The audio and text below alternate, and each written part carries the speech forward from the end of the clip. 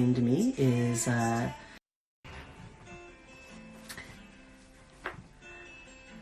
everybody, waiting for people to come online.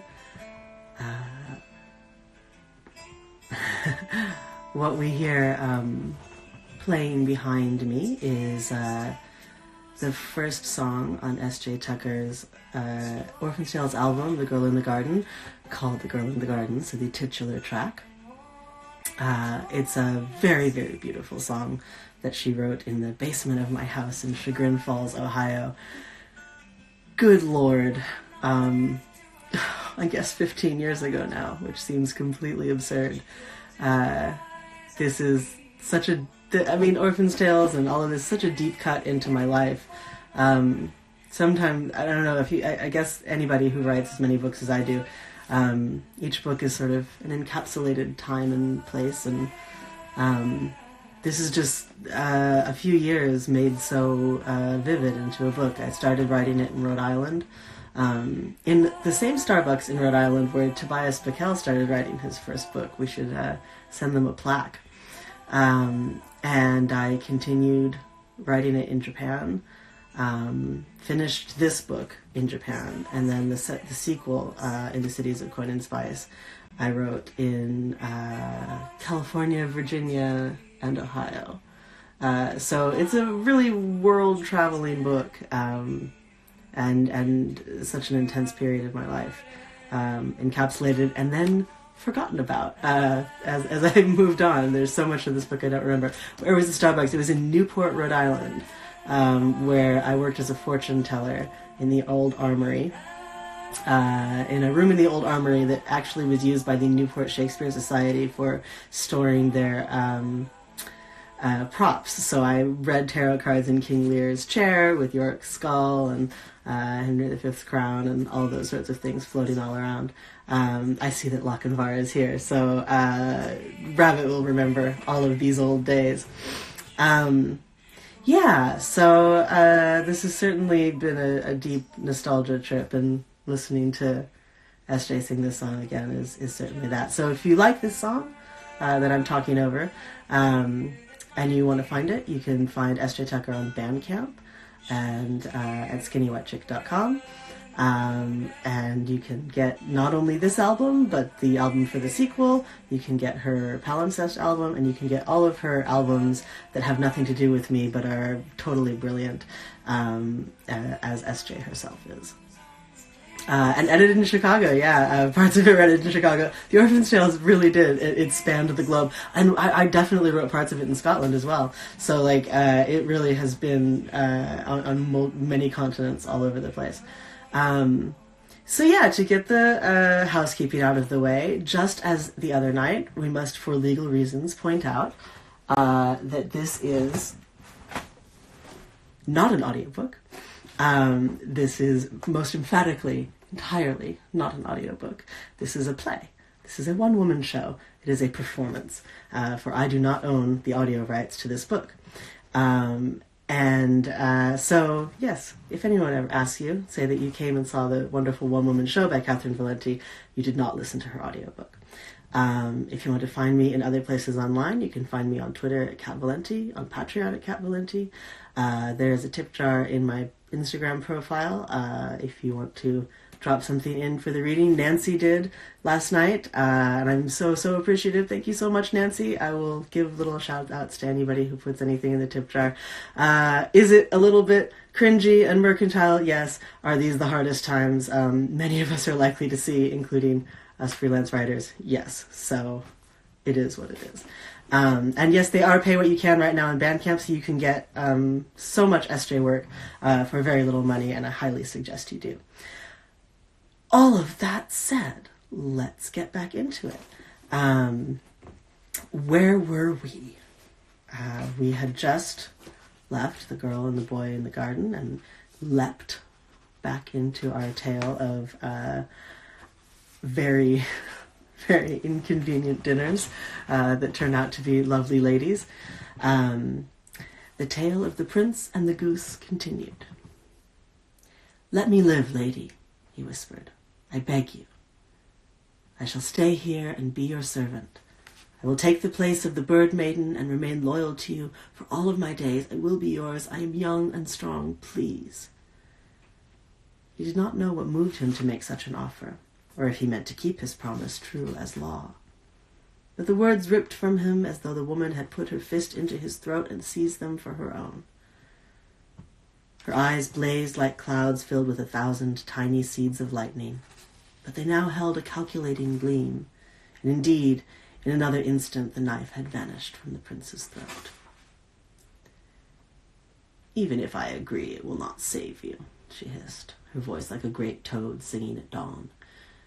"But I will tell you the tale of my daughter and how she became winged. Then perhaps you will see what it is you offer, and we shall discover whether or not you prefer death." My cat would like to be a part of this. Sorry. You know how cats are. This is Lord Byron. He needs to be part of everything. At least he blends. You have to be quiet. But she did not speak. Instead, she tore a long strip of mottled fur from the collar of her tunic and bandaged his hand. Her touch was practiced and much softer than he expected, almost, though not quite, tender. From a pouch at her waist she drew some withered leaves among which he thought he could recognize bay and juniper. She pressed them into his ruined stumps. Tightening the poultice, she examined her work and judged it fair. "First, I am not blind. I can see that you are young and strong, and there is no doubt I can use up your youth and vigor like well water. This is not the question. Can you listen? Can you learn? Can you keep silent? I wonder. I believe you are a spoiled brat with no ears at all." The prince bent his head penitent. Already his hand had stopped its thick throbbing, and he said nothing, judging that nothing was the best shield he could fashion against her. The crone sat against a large stone and rolled a few musky leaves between her gnarled fingers. The Witch's Tale. "I came from the northern tribes, the steppe women with their shaggy horses and snow-clotted braids. I'm sure you've heard stories. We were monsters. We were unnatural. We deserved what we got. Among the unnatural monsters, I was more monstrous and more unnatural than the rest. They called me Knife. When I was young and my strength was taut as a bowstring, I was the best rider of all the young girls.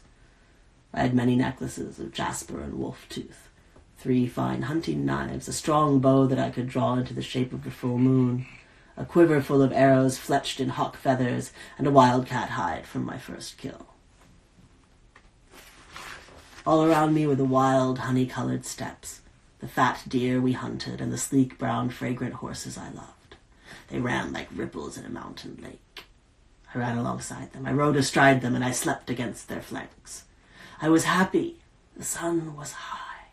I had enough. My sisters were all older than I, my brothers away fighting on the borders of our country, and so I was free and feral, and my smile was often too like a snarl. One day Grandmother Bentbow, whom everyone called Grandmother, but who was truly mine, and had the ugliest face I knew, like beaten bark, came to me under the new moon. She told me that she had found a man for me to marry. I loved my grandmother very much, but I did not care to be married. I was a muscle-knotted mare. I needed no mount to slow me down. My grandmother's word was the closest thing to law we had. Monsters, you know, cannot appreciate the niceties of commandments carved in stone. And so, even though I was very young, I stood in her beautiful deerskin breeches with my proud wildcat hide on my shoulders and wed the man she had chosen. He was dark with very bright eyes, and we hunted together, at first only cutting meat side by side, but slowly we became one hunter, leaping onto heavy-boned deer with twin knives flashing. We smiled and snarled and smiled again under a sky blazing with stars like milk spilled across a black hide. When I was not hunting with him, my sisters sheath and quiver, for daughters always come in threes among us, and I raced each other, practiced the songs of our tribe and the twanging songs of our bows, and from grandmother we learned magic. I braided her silver hair while she taught us secret things, monstrous things, unnatural things. Under the snake star and the bridal star and the knife star, my own namesake. Grandmother prickled my face with delicate tattoos and called me her best girl, called me initiate and horsewoman true. We grew, we hunted, we laughed. I was happy. But though I did not know it, the sun was getting lower in the sky. One day, your father's army... Stop gaping, boy. Did you think I did not know who you were the second you crossed into my land? One day, your father's army came screeching up from the south like a prairie fire. He wanted our fat herds and strong horses. He wanted the heads of monsters on his wall. He wanted to clean his kingdom of unnatural things, things which squalled and crept and darkened the corners of the light. I had never seen anything like his soldiers. They wore armor like fish scales, with towering smoky plumes, and they shone like 1,000 silver clouds on horses black as demons. I shot all my arrows into those clouds, and all of Sheath's arrows, which were fletched with crow feathers after a man cut her sword arm off. From a ruin of her blood and dark, wet insides, I pulled her blade and tried to swing it into the gut of one of the clouds, but I was never much use with blades, no matter my name, and he was on top of me before my blow had even begun its arc. He was a filthy man. When a scrabbling creature who spends her nights squeezed in between horses under no kind of roof calls a body filthy, you can be sure it is no ordinary dirt stench. Leather-lashed beard bristling with lice and blood, he picked me up by the waist, hauling me up onto his war horse. To shut my cursing mouth, he smashed my face with an armored fist. The glove floated above me, silvery, oddly beautiful, and then my forehead split and glutted red. What sort of monster was I? I could not even hold my own against one knight. I could not even get a sword into one hollering pig. I looked up through a sheet of tears and blood and clay-slick dirt to see my new husband racing after us, screaming like a wounded wolf, and your father with his raven plume riding behind him. The black-feathered rider rammed a colossal blade through his poor chest with as little thought or effort as squeezing a fly from the air with 2 fingers. I saw the bits of bone and gore fly forward. I watched my husband spit blood onto the grass and kneel as if in prayer before he went face first into the blood-whipped mud. I tried to stop crying and pressed my face into the comfort of the strange horse's flank. At least it was a horse. At least its sweat and hide were not so different from my own long-legged friends, smelling for the goodness of my family in those thick, powerful haunches. We rode south. The sun had disappeared. That first fist of many marked my face, knotted my forehead into scar like sailor's rope. The rest, though, is my doing. We rode for a long time. I lost track of the days. The sour smell of the filthy man and his starving horse enclosed me. There was hardly enough to feed the knights and the women, let alone those poor beasts who should have been oiled and loved and held while they slurped clear water. After a few days, Quiver managed to kill herself by leaping into a river. The current, like a breath of night, carried her far from me, who should have caught her and held her face to mine. She was the oldest, yet I live, and she is dead. I knew before we arrived at the palace what would happen to me. Even monsters are not stupid. I would be a slave meant for the pleasure of your father and his grime-bathed soldiers. I would be dressed prettily and oiled like a whore. Slavery did not disturb me. Escape would be simple enough. But I would do nothing for their pleasure, and I would not be beautiful for them. They found my grandmother's tattoos, those beautiful dark lines snaking over my face, to be exotic. My hatred burned black and furious as an iron furnace. And so one night, when my friend the filthmonger had fallen into a drunken sleep, I took his dagger from the sheath by his side. It was a lovely weapon with a straight, clean blade that shimmered like the water of Quiver's grave. I placed it at my cheeks and drew the knife twice, 3 times down across my face, slashing the flesh and obliterating forever whatever beauty a monster owns. And there's a lovely illustration there. Of course, the men were enraged when the morning came, and my face was as thickly smeared with blood as if I had covered it in crimson hide. I was taken from the tent and thrown into the train of true slaves, the miserable lot which were destined for mines and quarries. I truly believed this would be my place, too, cutting rocks and scooping metal from the mountains, and I exulted. What is easier than running off when those mountains are all around and welcoming? I felt as though I was within a fox's skin, full of tricks and victory. But I was mistaken. The palace reared up before us like a stallion, heavy and fierce, and to my shock I was not sent beyond it, to the gold-riddled hills or the limestone-swathed valleys, but dragged inside, down, down, down, down 1,000 stairs and through 100 gates. I was led by rough hands and thrown into a tiny cell dank with sweat and years. I thought then, this is my punishment for spoiling a soldier's prize.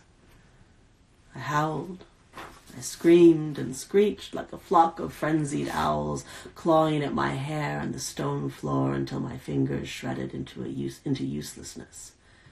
I lay on the floor like a child, curled up and weeping, my escape made impossible, my life to be spent in this place, 100 nights from my snowy, wind-blown steps. It was then that I heard a chuckling voice from the darkness, familiar and roughly sweet, rubbing my cheek like wolf's fur. "Are you quite finished, girl?" it asked quietly.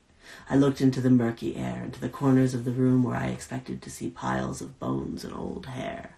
Instead, my grandmother sat cross-legged, clothed in rags, and laughing. "You needed to storm a bit, I know, but it's just getting indulgent now. Haven't I taught you anything?" She opened her skinny arms like beaten bark, and I fell into her. I do not know how long she held me, how many times I died and was resurrected and died again. But when I looked up into her face, she was stroking my hair and smiling. "It isn't so bad, dear. They might have killed you." "This is worse," I grunted. With a sound like a hand against a horse's side, my grandmother slapped me hard across my mangled face. "No. You are alive. Your sisters are both dead. Why are you feeling sorry for yourself, you rotten child? I think I've spoiled you." I was stricken. I stared like a dumb animal. "They've brought me here because they think they can break me or use me or both," she mused. "After all, I am a very special slave. I belong to their silly court wizard now, with his hat and his rabbit tricks. I've decided to be happy about it. They will leave me here long enough that I know who is in charge and who is not. And then I will be brought before the king to show what a good dog I am. I'll be more than close enough to him to cut his throat." She smiled brilliantly, full of cheer. "So we have a little time to talk, for me to tell you what you need to know so that you can decide to be happy about your fate, too." She pursed her lips together, examining my savage cheeks. "It is good that you ruined your face, because it brought you to me, and also because beautiful women rarely work strong magic." I watched her and listened, her words closing over me like a pool of cold water, rocking me and cooling my flushed skin. Her eyes glinted like an owl's, her face calm as the moon. "Now, you listen. Before they come to separate us, I must tell you the story of my apprenticeship, so that you can come to know what I know. What you would have learned on your own, and your sisters too, if the king had not landed on us like a rock dropped from a great height. As it is, you must take what you can from these old bones." The girl stopped her tale with a press of her gentle lips, looking off into the night with eyes of shadow and woven web. "You stop and start like a stubborn tortoise," the boy said flatly, "always pulling your head in just when I want to hear more. It's very frustrating." The girl smiled wanly, as though she meant to apologize but could not quite manage it. She licked her lips delicately, forlornly tasting the last vestiges of the roasted dove. "But I must rest a little. We can sleep for an hour, and then I will continue." She paused, blushing to the tips of her temples. "You can lie beside me if you want. It gets cold here at night." She made a space in the long grass, and the boy awkwardly lay against her. For long moments neither of them slept, stiff and tense against each other, as though the one had not slept every night of his life beside a brother or a sister, and the other had not spent every night of hers in blossom bowers and tree hollows. He watched her, the wind rustling her hair like river rushes, until finally she was asleep, and then the softening of her limbs, a kind of permission, drifted away himself. But it was not very long until he was shaking her awake, thirsty for her stories as a beggar in an endless desert. And we will have to wait until tomorrow night for Grandmother's Tale. Thank you so much for tuning in. This is really a treat for me. I hope it's a treat for you as well.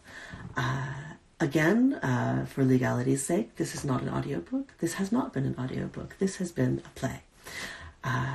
That was S.J. Tucker that we heard in the beginning of the broadcast. You can find her on skinnywhitechick.com and on Bandcamp at S.J. Tucker. And they are doing Pay What You Can right now, so you can get a lot of wonderful music for very little, or very much, depending on where you're at in the world right now. You can find me on Twitter at Kat Valenti, on Patreon at Kat Valenti. There's a tip jar if you would like to use it in my Instagram profile, and one that uses PayPal on my website, katherinemvalenti.com, if you don't use Venmo. There is no obligation whatsoever, but it's deeply appreciated if you decide to. So I will see you tomorrow night in the garden at the same fairy tale time, same fairy tale channel, at 8:30 p.m. Eastern Standard Time. If people do have questions at the end, I'm happy to answer them. As I said before, I did write this an incredibly long time ago, so my memory as far as what canon questions you might have may be miserably inadequate. But if you do have questions, I'm certainly happy to answer them here at the end. So you should think of them while I'm reading, because you've got to get them in pretty quickly into the comments before we close out. But thank you so much. I hope that everybody is holding up as well as they possibly can in the current plague. It's kind of funny, you know, I thought about writing a new Decameron for these plague-riddled times, Decameron being a brilliant book about Italians fleeing the plague. And then the more I thought about it, the more I realized I had kind of already done the whole frame narrative nested stories thing that the Decameron is, and that was sort of where the idea to read this out loud came from. But I do hope that everyone is healthy and safe and staying at home. We've had our first case here on the island, so it's scary times for us. But it does help for me to talk to you guys, and I hope it helps for you to hear from me from this little corner of my house. It really is a corner. If you could see, I'm just like, the wall is right here, but it's the prettiest and cleanest part of my house for you guys. I will see you all tomorrow night. I'll see you tomorrow in the garden.